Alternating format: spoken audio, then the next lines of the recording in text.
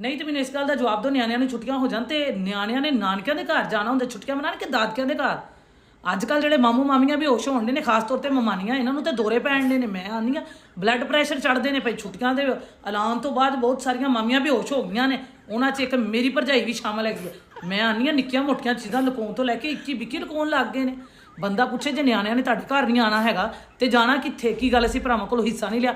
ਇਸ ਦਿਨ ਵਾਸਤੇ ਨਹੀਂ ਸੀ ਲਿਆ ਕਿ ਅਸੀਂ ਬੱਚਿਆਂ ਨੂੰ ਲੈ ਕੇ 4 ਦਿਨ ਇਹਨਾਂ ਦੇ ਘਰ ਨਾ ਚਲੇ ਜਾਈਏ? ਮੈਂ ਤੇ ਹਿੱਸਾ ਲਿਆ ਨਹੀਂ, ਤੇ ਮੈਂ ਤੇ ਜਾ ਕੇ ਉੱਥੇ 3 ਮਹੀਨੇ ਰਹਿਣਾ, ਭਾਵੇਂ ਮੇਰੀ ਭਰਜਾਈ ਦਾ ਬੀਪੀ ਹਾਈ ਹੋਵੇ ਤੇ ਭਾਵੇਂ ਲੋ ਹੋਵੇ। ਮੈਨੂੰ ਇਸ ਚੀਜ਼ ਨਾਲ ਕੋਈ ਲੈਣਾ ਦੇਣਾ ਨਹੀਂ। ਮੇਰੇ ਮਾਪਿਆਂ ਦਾ ਘਰ ਹੈ, ਸਾਲ ਬਾਅਦ ਮੈਂ ਜਾਣਾ ਹੈ। ਗਸ਼ ਪਹਿਲੇ ਹੀ ਪੈ ਗਈ ਹੈ। ਸਾਡੇ ਨਿਆਣਿਆਂ ਨੂੰ ਛੁੱਟੀਆਂ ਹੋਈਆਂ, ਵਿਚਾਰੇ ਕਹਿੰਦੇ ਨੇ ਅਸੀਂ ਮਾਮੂ ਘਰ ਜਾਣਾ, ਮਾਮੀ ਘਰ ਜਾਣਾ। ਮੈਂ ਉਹਨਾਂ ਨੂੰ ਕੀ ਆਖਾਂ? ਮਾਮੀ ਤੁਹਾਡੀ ਜ਼ਹਿਰੀਲੀ ਬੜੀ ਹੈ, ਉੱਥੇ ਨਹੀਂ ਜਾਣਾ। ਕੀ ਦੱਸਾਂ ਮੈਂ ਨਿਆਣਿਆਂ ਨੂੰ? ਇਹ ਕੋਈ ਗੱਲ ਹੈ ਕਰਨ ਵਾਲੀ? ਇਸੇ ਭਰਜਾਈ ਨੂੰ ਮੈਂ ਇਹ ਪੁੱਛਣਾ ਚਾਹੁੰਦੀ ਹਾਂ ਕਿ ਤੂੰ ਆਪਣੇ ਘਰ ਜਾਵੇਂ ਤੇ ਤੇਰੀ ਭਰਜਾਈ ਤੇਰੇ ਨਾਲ ਐਵੇਂ ਕਰੇ ਤੇ ਫਿਰ ਤੂੰ ਕੀ ਕਰੇਂਗੀ? ਜੇ ਤੇਰੀ ਨਨਾਣ ਤੇਰੇ ਨਾਲ ਐਵੇਂ ਕਰੇ ਤੇ ਤੂੰ ਕੀ ਕਰੇਂਗੀ? ਮੈਂ ਹੈਰਾਨ ਆ, ਨਾ ਮੈਂ ਕੁਛ ਆਖਾਂ ਨਾ ਵੇਖਾਂ। ਤੇ ਮਮਾਨੀਆਂ ਐਵੇਂ ਵੀ ਹੋ ਨਨਾਨਾ ਦੇ ਆਉਣ ਦਾ ਟਾਈਮ ਤੇ ਮੈਂ ਯਾਦ ਕਰਾਤਾ ਸੀ ਤੁਹਾਨੂੰ। ਵਾਵਾ ਮੇਰੀ ਟਿਕਟੌਕ ਭਰੀ ਪਈ ਹੈ, ਖੋਲ ਕੇ ਵੇਖ ਲਿਆ। ਹੁਣ ਨਨਾਨਾ ਚਲੀਆਂ ਨੇ ਖੈਰ ਨਾਲ। ਮਕਾਲੇ ਨੇ ਸਾਰੇ ਪਾਏ ਸ਼ਾਇਰ ਰਗੜ ਗਈਆਂ, ਸਾਰੇ ਕੀਮੇ ਰਾਨਾ ਸ਼ਾਨਾ ਚਾਂਪਾਂ ਸ਼ਾਂਪਾਂ ਛਾਪਰ ਵੀ ਭਰ ਲਏ। ਹੁਣ ਭਰਾਵਾਂ ਦੀਆਂ ਫਰਿੱਜਾਂ ਖਾਲੀ ਹੋ ਗਈਆਂ ਨੇ। ਹੁਣ ਆਂਦੀਆਂ ਨੇ ਵੀਰ ਬਹੁਤਾ ਨਹੀਂ ਗੋਸ਼ਤ ਬੱਚਿਆਂ ਨੂੰ ਖਵਾਈਦਾ, ਹੁਣ ਕੋਈ ਦਾਲ ਸ਼ਾਲ ਪਕਾ ਕੇ ਦੋ ਇਹਨਾਂ ਨੂੰ। ਨਾ ਵੀਰ, ਬਹੁਤੇ ਗੋਸ਼ਤ ਨਾਲ ਬੱਚਿਆਂ ਨੂੰ ਖਾਰਿਸ਼ ਲੱਗ ਜਾਂਦੀ, ਅਲਰਜੀ ਹੋ ਜਾਂਦੀ। ਅਸੀਂ ਨਾਲੇ ਸ਼ਾਮੀ ਚੱਲੇ ਆ। ਅੱਜ ਸਾਡੀ ਫਲੈਟ ਹੈ, ਅੱਜ ਸਾਡੀ ਟ੍ਰੇਨ ਹੈ, ਅੱਜ ਸਾਡੀ ਬੱਸ ਆ ਚਲੀ, ਅੱਜ ਸਾਡੀ ਗੱਡੀ ਬਾਹਰ ਖਲੋਤੀ। ਸਾਰਿਆਂ ਦੇ ਡਰਾਮੇ ਸ਼ੁਰੂ ਹੋ ਗਏ ਨੇ। ਹੁਣ ਸਵੇਰੇ ਇਹਨਾਂ ਨੂੰ ਮਾਂ ਦੀ ਦਾਲ ਖਵਾਈ, ਪਰਸੋਂ ਮੂੰਗੀ ਮਸਰਾਂ ਦੀ। ਵੀਰੇ ਨਾ ਗੋਸ਼ਤ ਚੰਗਾ ਨਹੀਂ ਹੁੰਦਾ, ਸਿਹਤ ਲਈ ਖਰਾਬ ਹੈ। ਬਈ ਚੰਗਾ ਕੀ ਹੋਣਾ, ਉਹਨਾਂ ਦਾ ਫਰੀਜ਼ਰ ਤਾਂ ਖਾਲੀ ਹੋ ਗਿਆ। ਛਾਪਰ ਤੁਸੀਂ ਭਰ ਲੈਣੇ, ਹੁਣ ਜਾਓ ਘਰਾਂ ਨੂੰ। ਹੁਣ ਜਾ ਕੇ ਆਪਣਾ ਵੀ ਪੀੜਨਗੀਆਂ हैं। वेखिया तुम आइंदियां अपने नानों के जाने का टाइम होने लगा है। मुल्लाही साहब फरमाने लगी हैं जाना, क्योंकि हफ्ता गुजार लिया है, 8 दिन उन्होंने खा पी लिया रज के हैं। धौनों से लेके पाँव तक सारा बकरा टटम कर गई हैं। अब कोई कसर नहीं बाकी, अब घर जा रही है। वीर बच्चे नहीं बहुता गोश्त खवाई दा, आहो सेहत खराब होंदी है। कित्थे तेरा खसम साधन उन्होंने बाजी आई है। आहो सिर बन के लड़न ही आई है। किड्डी तेरी गज जबान चलती है, साडे भरा दे सिर ते बोलनी है।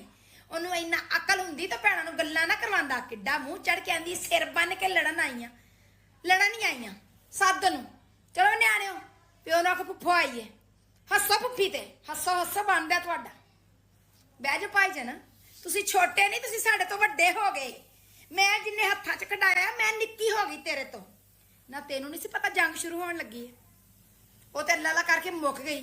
तेरा एक फोन भी मैनू आया कि बाजी तू परेशान है या कोई गल ते नहीं, कोई पैसे चाहिए ने, कोई सौदा सरफ चाहिए या भाई जंदा की हाल है बच्चों का, या तू इत्थे आ जा उन्ने दिन।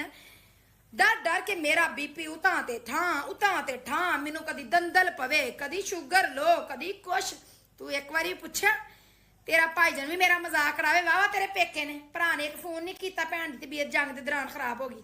तेरा काम सी मैनू फोन कर दो, आंदा जंग शुरू होने वाली बाजी, इत्थे आ जा न्याणे लैके, छुट्टियां तेरा बहुत हो गई सन। पर तेरी बुढ़ी ने तेनू पढ़ा लई पट्टी। ना भैन नूं फोन ना करी, तू सुला मार देगा तो आ जाएगी। अपने पेकिਆਂ ने कर लिया होना। वे उल्लू बाटिया वे ना लग्या कर रन दे मगर, भैणां ने भी ध्यान रखिया कर। अज साडा प्यो जिंदा हुंदा है ते जिवें जंग लगी सी, फौरन इहने सानू सद लेना सी। तू तेरे ते अकल ही कोई नहीं, तेरा तो दिमाग भी बंद हो गया ते अकल ही ते अखां भी।